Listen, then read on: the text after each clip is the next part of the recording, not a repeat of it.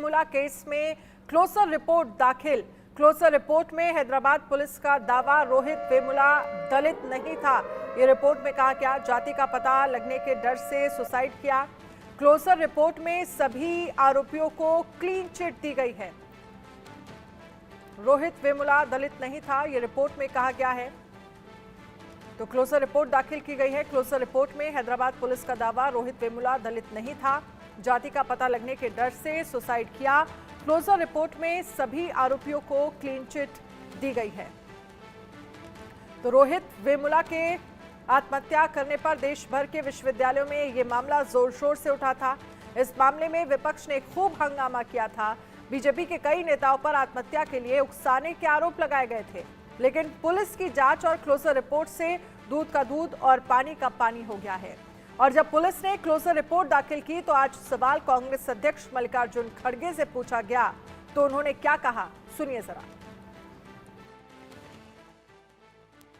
वाले पे उनको कहा गया कि दलित नहीं, मुझे नहीं, मैं वो पढ़ा नहीं, जजमेंट मुझे ला के दो, देखता हूँ। वाले पे उनको कहा गया कि दलित नहीं, मुझे नहीं, मैं वो पढ़ा नहीं, जजमेंट मुझे ला के दो, देखता।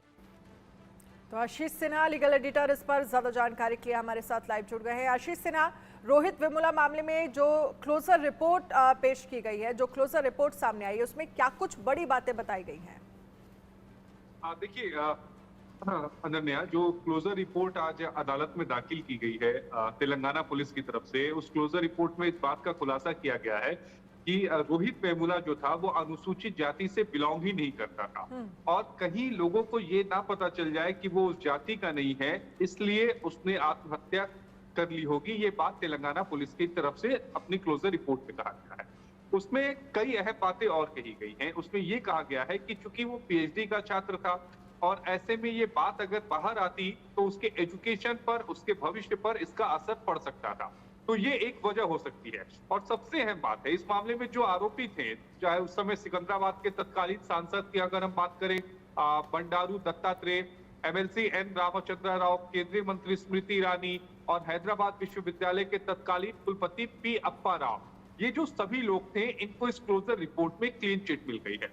अब इस बात को समझिए कि इस मामले पर कितनी राजनीति हुई है।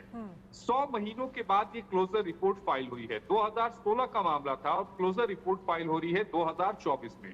इस बीच दो अलग अलग सरकारें बनी, एक सरकार बीआरएस की बनी, दूसरी अब कांग्रेस की बनी है।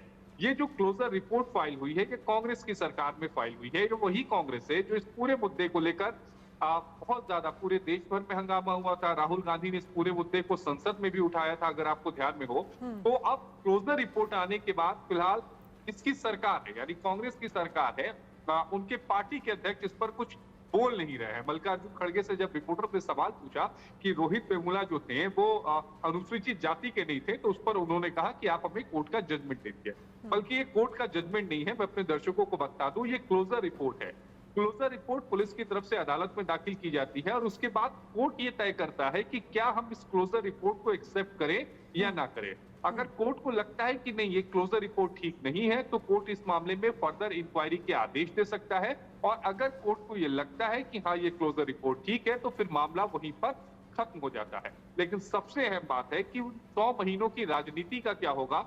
जो एक अनुसूचित जाति के लड़के ने आत्महत्या कर ली, इसको लेकर पूरे देश में गलत माहौल बनाया गया, उसकी भरपाई कैसे की जाएगी, क्योंकि अब ये क्लोजर रिपोर्ट से पता चलता है कि वो लड़का दलित था ही नहीं। और ये कौन कहता है, ये वही उन्हीं की पार्टी की सरकार कह रही है, उन्हीं के पार्टी के पुलिस वाले कह रहे हैं, जिन्होंने ये मुद्दा जो था वो पुरजोर तरीके से उठाया था। पर इंतजार कोर्ट के आदेश का करना होगा। पुलिस ने क्लोजर रिपोर्ट को दाखिल कर दी। ठीक है, शुक्रिया तमाम जानकारी के लिए आशीष।